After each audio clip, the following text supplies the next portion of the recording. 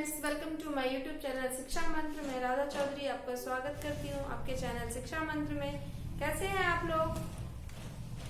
I hope सब ठीक होंगे, स्वस्थ होंगे। चलिए फ्रेंड्स, आज का हम अपना टॉपिक स्टार्ट करते हैं। आज का जो मेरा विषय है वो है कट 11 की फील्ड थ्योरी।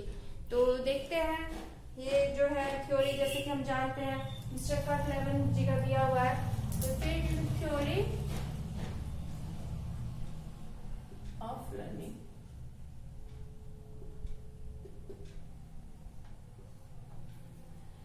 तो इसके जो जन्मदाता है वो है मिस्टर कट 11।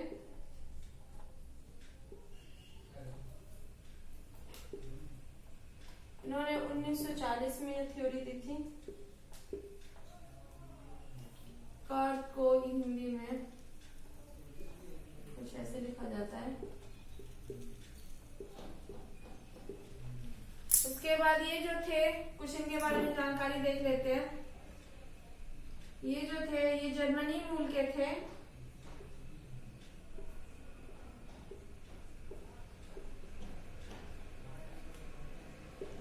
जर्मनी मूल के अमेरिकन थे, मतलब ये थे तो जर्मनी के, लेकिन ये रहते थे अमेरिका में।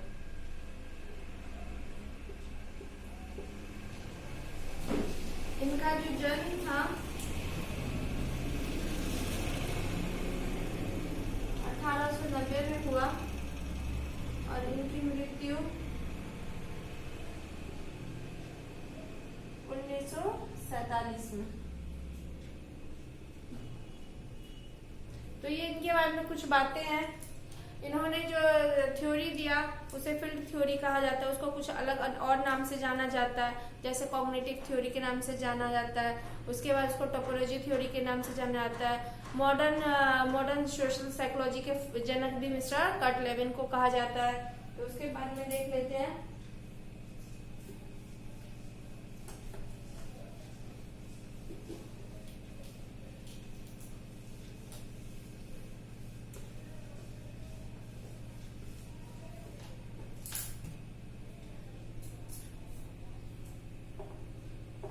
मॉडर्न सोशल साइकोलॉजी के जनक अगर पेपर में कभी पूछ लिया जाए तो वो भी इन्हीं को कहा जाता है।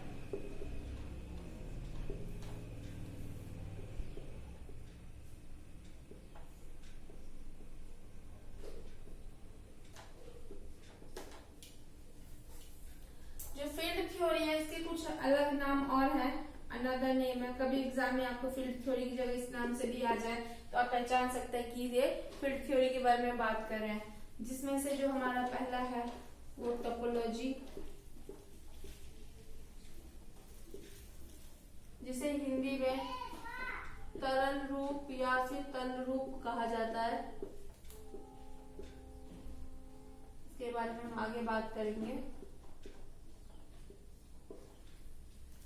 सेकंड आपका आ जाता है कॉग्निटिव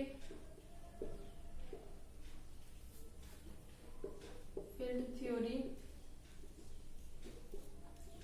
संज्ञानात्मक क्षेत्र का सिद्धांत।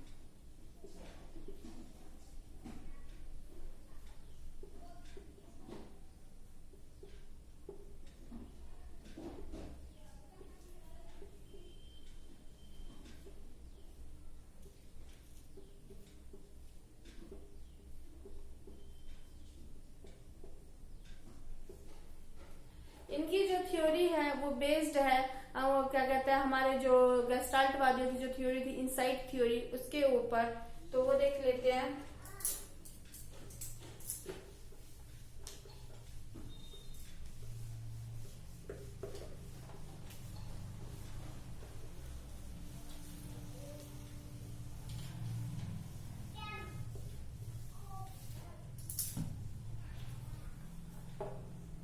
कट 11 जो थे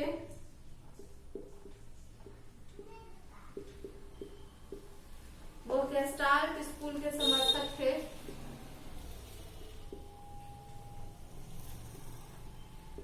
कई बार आ जाता है क्वेश्चन कि कट 11 किसके समर्थक थे, किसको को किसका प्रभाव था? तो गेस्टाल्ट स्कूल के समर्थक थे। इनकी जो ये थ्योरी है यह 1930 से 1940 के बीच में आई है। यह थ्योरी जो है बेस्ड ऑन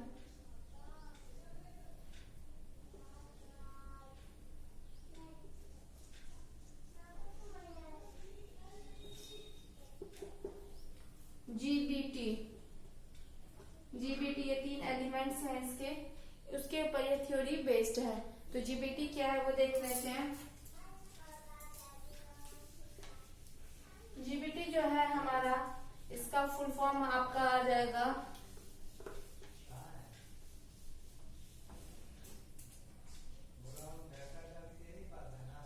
जीबीटी। जी से आ जाएगा आपका गोल, बी से आ जाएगा आपका बैरियर, एंड टी से आ जाएगा थ्रेट। गोल आपका लक्ष्य, बैरियर आपका आ जाएगा बाधा, और थ्रेट आ जाएगी। इस 3 पे बेस्ड होता है किस तरीके से बच्चा इन 3 स्टेज को पार करके अपने लक्ष्य को प्राप्त करता है, उसके बारे में हम देखेंगे।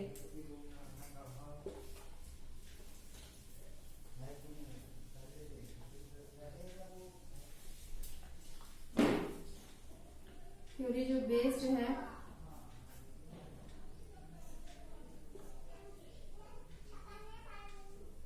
इस थ्योरी में हम देखेंगे कि किस तरीके से, तो इस थ्योरी में आप देखेंगे कि किस तरीके से बेस्ड है,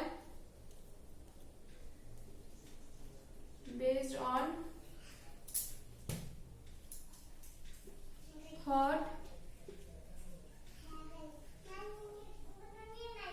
and environment.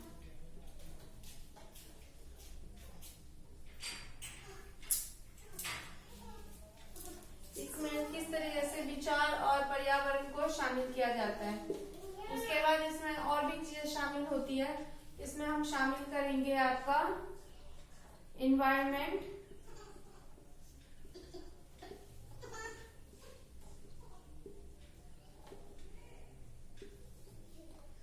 And motivation.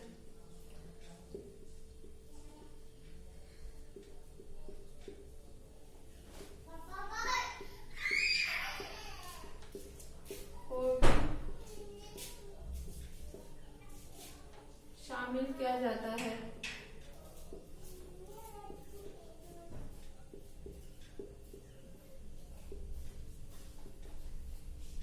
Environment and motivation को भी शामिल किया जाता है। उसके बाद देखेंगे इसमें जो बच्चे काम करते हैं वो टीम में काम करते हैं, टीम वर्क होता है इसमें। और इसमें किस तरीके से मैथ्स को बच्चा जो है मैथ्स एंड फिजिक्स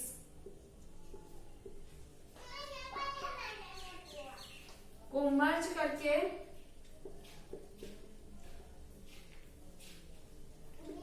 करता है। किस तरीके से मैथ्स को और फिजिक्स को मर्ज करके वो अपनी इस थ्योरी को कंप्लीट करता है, अपनी सोच को बढ़ाता है। उसके बारे में देखेंगे। जैसे इसको जो मर्ज करना होता है मैथ्स एंड फिजिक्स को, इसी को कहा गया है वेक्टर या टोपोलॉजी। देखिए फ्रेंड्स, टोपोलॉजी का जो मतलब होता है वो देख लेते हैं कि क्या मतलब होता है, इसका मीनिंग क्या होता है।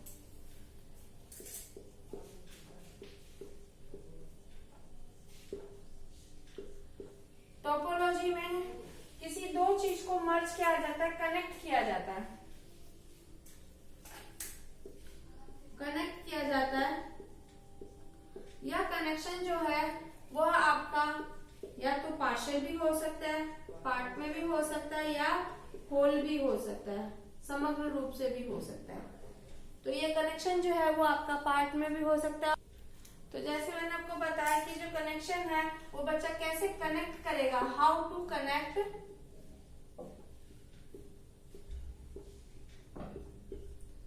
आपको टोपोलॉजी जो है वो मैथ्स में स्पेशली देखने को मिलता है।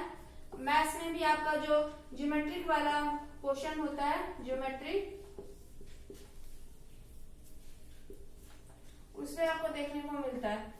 उसके बाद इसी पर उन्होंने एक बुक लिखी थी 1936 में, मिस्टर कटलेवी ने, टोपोलॉजिकल,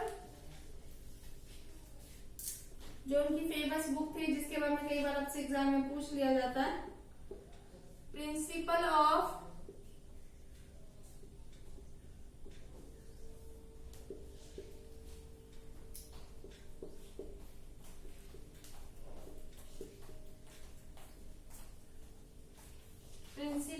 टोपोलॉजिकल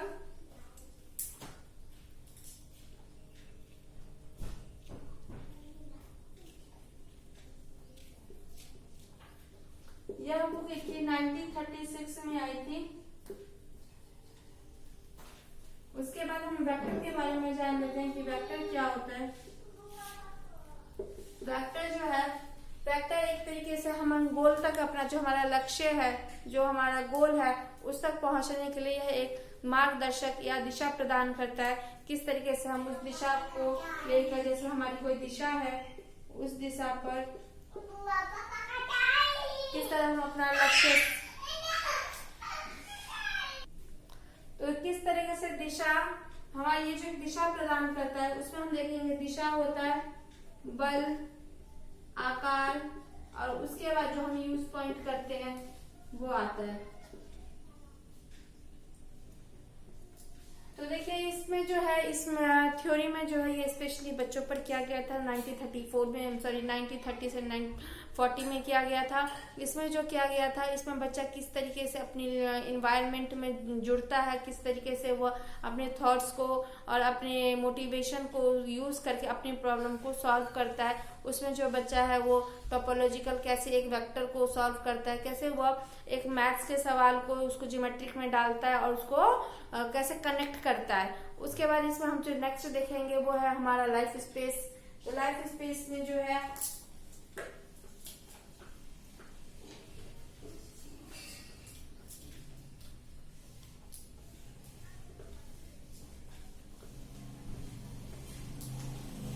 फोर्थ है लाइफ स्पेस।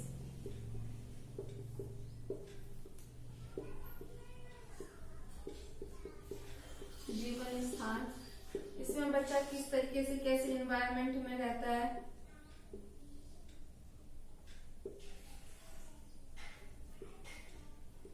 प्लस में कैसा लिविंग स्टाइल है उसका,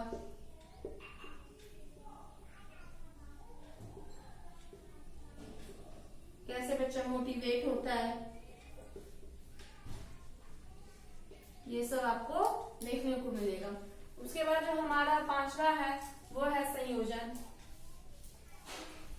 ये पॉइंट सब आपके एग्जाम में कई बार पूछ लिया जाता है, तो इसीलिए ये सब इम्पोर्टेंट है हमारे लिए जानने के लिए। जो पांचवा है आपका वो है संयोजन।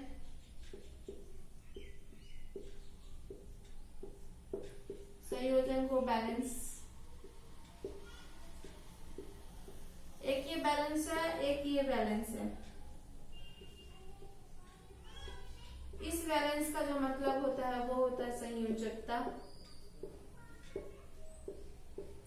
यह संयोजकता जीवन में दो तरीके से हो सकता है, पॉजिटिव भी हो सकता है, मतलब किसी चीज को देख के पॉजिटिव फीलिंग्स आ रही है, किसी चीज को करके हमें पॉजिटिव फीलिंग्स आ रही है, तो वो पॉजिटिव भी हो सकता है, जिसको आप सकारात्मक,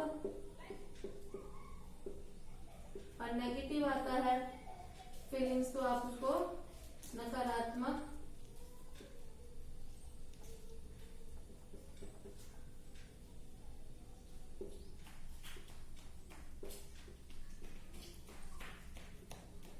बोलते हैं। इसमें जो एक मेन पॉइंट है वो है कि इस पूरी थ्योरी का केंद्र क्या है, सेंटर क्या है, यह थ्योरी क्यों लिया गया है। तो ये जो इसका मेन सेंटर है या केंद्रक है, इस थ्योरी का जो मेन केंद्रक है वो है पर्सन, व्यक्तित्व।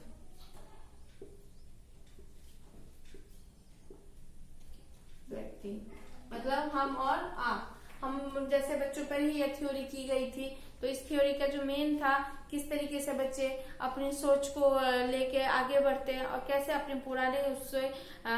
पुराने सोच से नई सोच को कैसे कनेक्ट करते हैं, कैसे वह एक गोल को पाने के लिए अपने बैरियर, अपने बाधक, अपने धमकी, थ्रेट्स को कंट्रोल करके कैसे वह अपने गोल तक जाते हैं। तो इसका जो आप देखेंगे बुक में आपकी कोई इसकी बहुत लंबी इसकी थ्योरी नहीं मिलेगी, इसकी बहुत शॉर्ट थ्योरी है, लेकिन इससे आपको एग्जाम में क्वेश्चंस देखने को मिलता है। आपको ऐसे क्वेश्चंस एग्जाम में आ जाएगा कि टोपोलॉजी क्या है, टोपोलॉजी में किस चीजों को मर्ज किया जाता है, मैथ्स एंड साइंस को, फिर उसके बाद इसको कैसे मर्ज किया जाता है, वेक्टर्स क्या है, फिर उसके बाद ये कर्ट लेविन की थ्योरी कब आई थी, किस पर बेस्ड थी।